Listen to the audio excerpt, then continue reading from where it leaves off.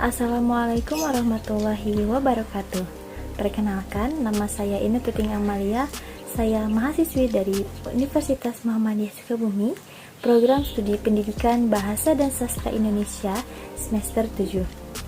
Pada kesempatan kali ini saya akan mempresentasikan hasil tugas mata kuliah mengenai pokok dan tokoh sastra yang diampu oleh Bapak David Setiadi M. Hum.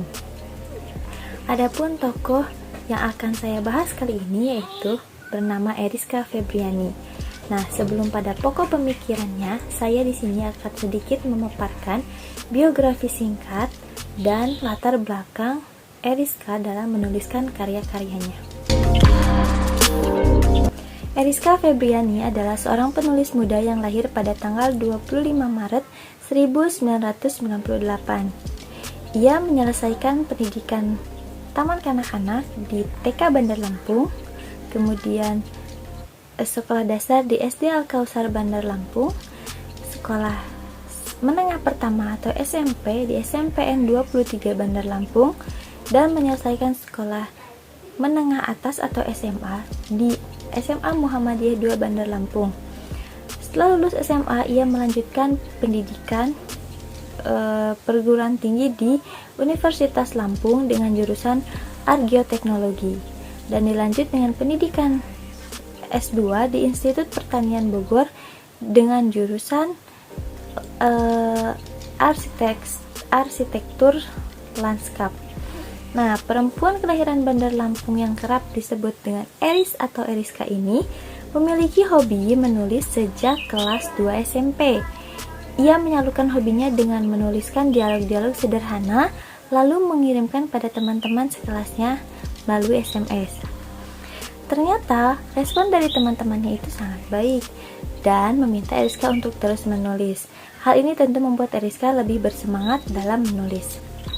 Kemudian tepat di kelas 1 sekolah menengah atas atau SMA, Eriska memutuskan untuk lebih memperluas kembali pembaca hasil tulisannya dengan memanfaatkan salah satu media sosial yang saat itu sedang tren atau sedang marak-maraknya.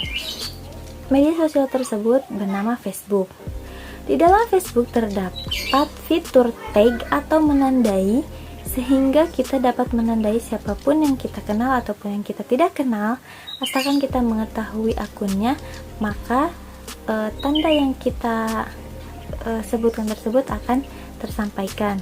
Nah, Eriska berinisiatif untuk memanfaatkan fitur ini dalam menjembatani hobinya tersebut, yang mana selain hobi menulis, ia juga merupakan salah satu penggemar penyanyi luar negeri yang bernama Justin Bieber, yang mana penggemar Justin Bieber ini kerap dikenal dengan sebutan Beliebers. Nah, sebagai Beliebers, ia memanfaatkan fiturnya dengan menandai Beliebers lain untuk dapat membaca karya yang Eriska tulis. Peralihan media SMS menuju ke dalam media Facebook atau media sosial Facebook bukanlah hal yang mudah dan instan. Begitupun yang dirasakan oleh Eriska. Namun berkat semangat dan kepercayaan dirinya, hingga akhirnya Eriska mampu mencapai tujuan yang ia harapkan. Kemudian setelah lulus SMA, Eriska juga mencoba suasana baru dengan menulis sebuah cerita yang dimuat pada sebuah aplikasi yang bernama Wattpad. Aplikasi ini adalah sebuah fitur yang dapat digunakan untuk menuliskan sebuah karya sehingga dapat dibaca oleh berbagai kalangan, khususnya yang memiliki aplikasi tersebut. Adapun cerita yang pertama kali ia tulis di aplikasi Wattpad itu adalah cerita yang berjudul Dear Nathan, yang mana cerita ini menceritakan tentang kisah dua remaja SMA yang memiliki karakter yang berbeda. Tak disangka ternyata banyak sekali pembaca yang menyukai alur cerita yang dibuat oleh Eriska tersebut. Karena cerita yang dibuat oleh Eriska ini merupakan cerita yang bagus menurut para pembaca, sehingga ada salah satu pembaca yang menyarankan agar karyanya tersebut dapat dibukukan dalam bentuk novel. Akhirnya Eriska memutuskan untuk mengikuti saran tersebut. Namun sayang, Eriska sempat tertipu oleh salah satu penerbit yang disarankan oleh pembaca tersebut.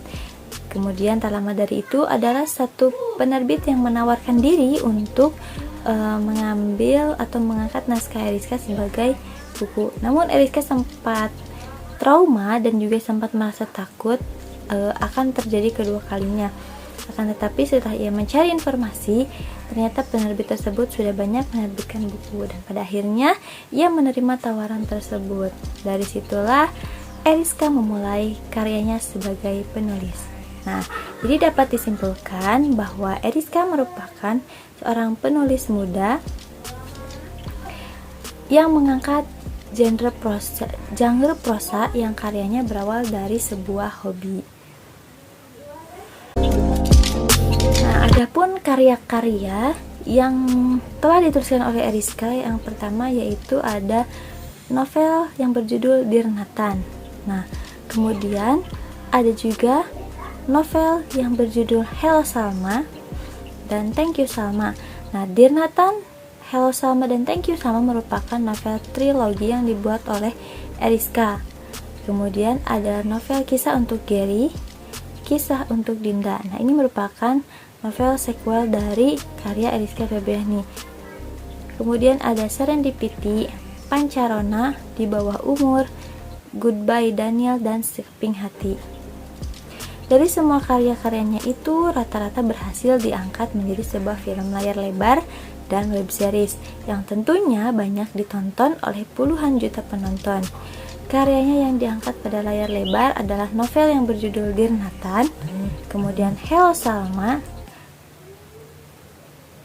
Thank You Salma, dan Serendipity.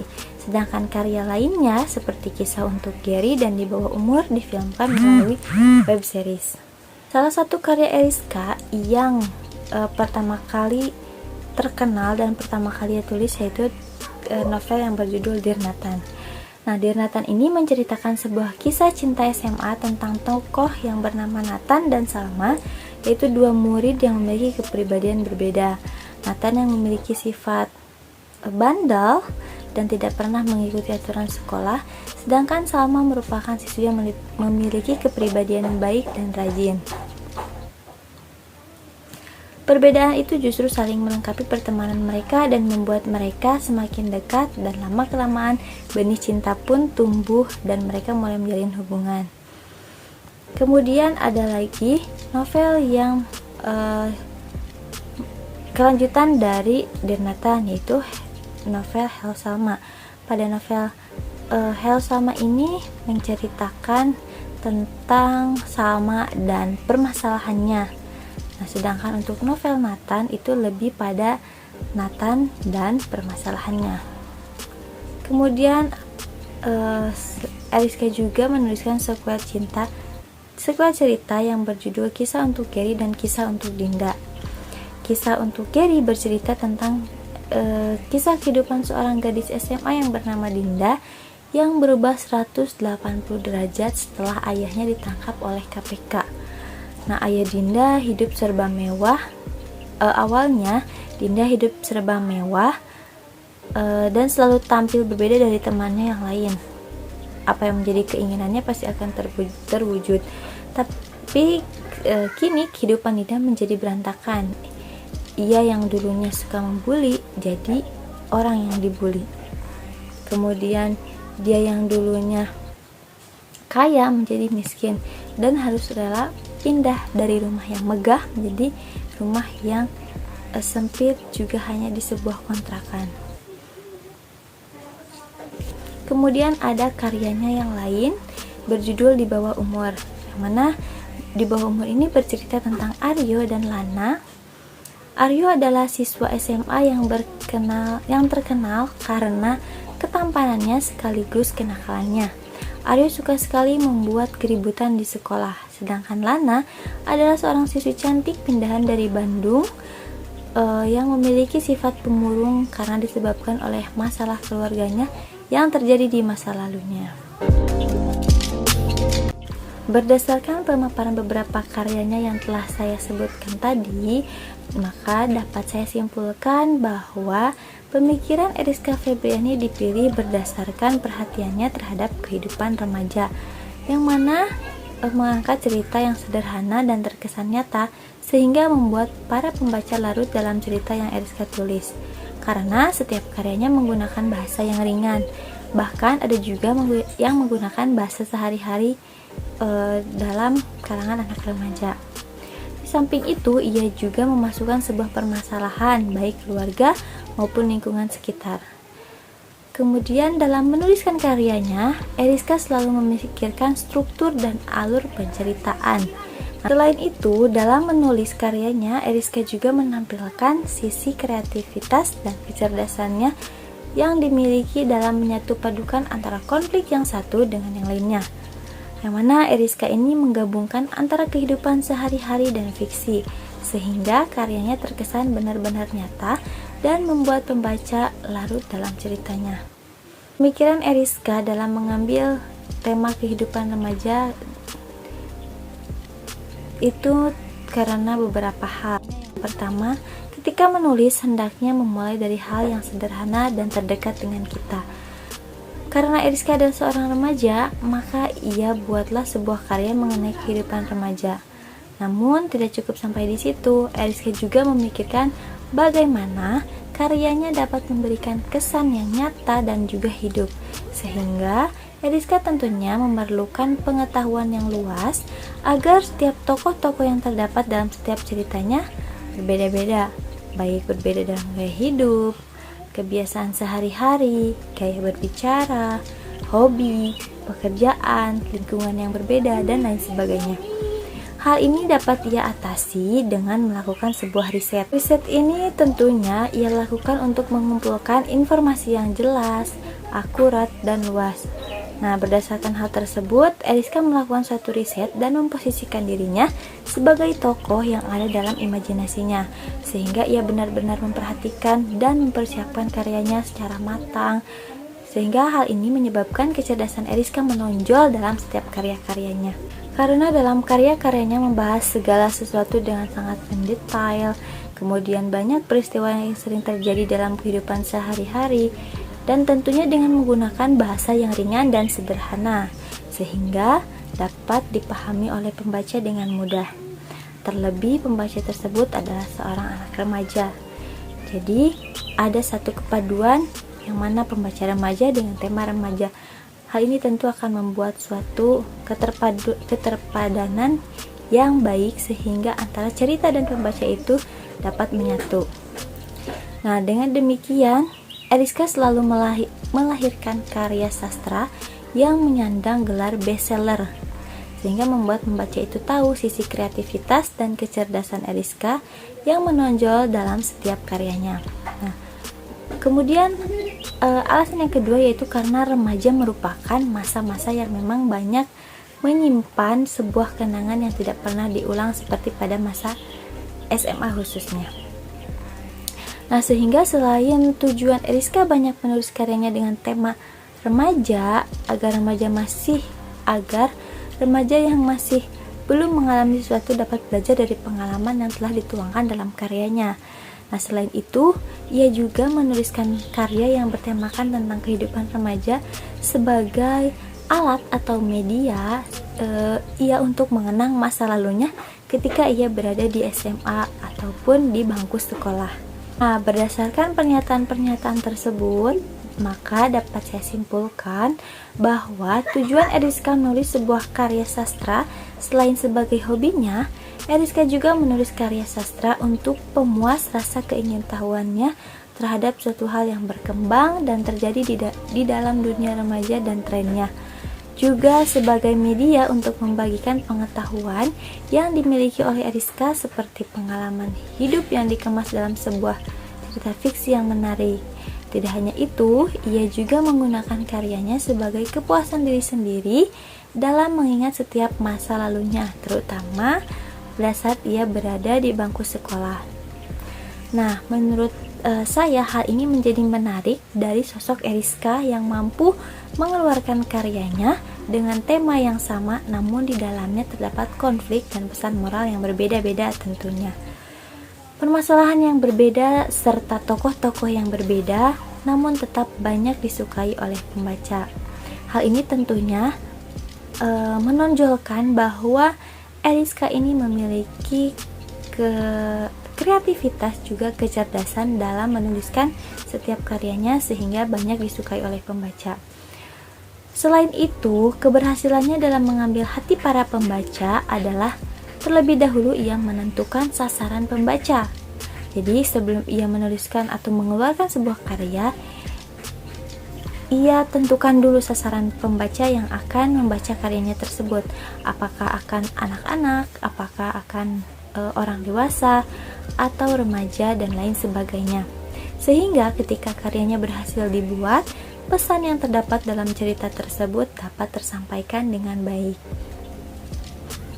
Meskipun Eriska mengadopsi tentang permasalahan kisah asmara remaja dalam setiap karyanya, tetapi ia juga memperhatikan aspek-aspek yang dapat membuat cerita tersebut benar-benar dianggap nyata oleh pembaca. Semua permasalahan yang diangkat dalam karya Eriska sering kita temui di lingkungan sekitar, dan tentunya hal itulah yang dapat membekas di hati pembaca. Sebagai penulis yang memiliki kualitas, ketika ia menulis, ia juga memposisikan dirinya sebagai pembaca agar ia mengetahui sampai di mana titik kejenuhan cerita yang ia buat. Begitupun yang dilakukan oleh Eriska. Ketika ia menulis sebuah karya, maka ia juga memposisikan dirinya sebagai pembaca agar ia mengetahui sampai di mana cerita ini memiliki titik kejenuhan, yang mana agar ketika dibaca oleh pembaca tidak terjadi hal yang monoton. Dari berbagai masalah dalam setiap cerita karya Eriska tentunya memiliki nilai-nilai yang berbeda, karena dalam setiap karyanya Eriska selalu memikirkan dan mempersiapkan struktur cerita yang sangat matang, mulai dari alur, tokoh dan penokohan, sampai dengan akhir cerita tersebut.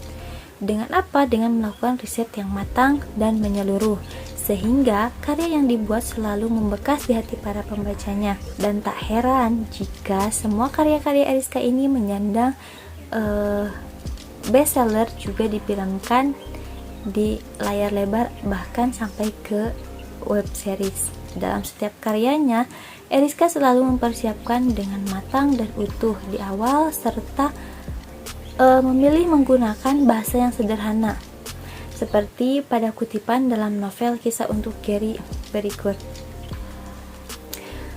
Memang menjadi dewasa itu jebakan. Semakin dewasa, justru makin malas keluar dari zona nyaman. Kemudian kadang seorang bersikap tidak peduli dan berpura-pura tuli untuk bisa bertahan di dunia kejam ini.